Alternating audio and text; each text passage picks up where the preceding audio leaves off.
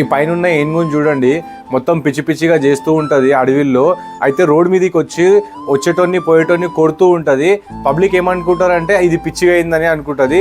So దాని మీద ఏం చేస్తారంటే పటాకీలు, ఎయిర్ గన్లు కాల్స్తారు.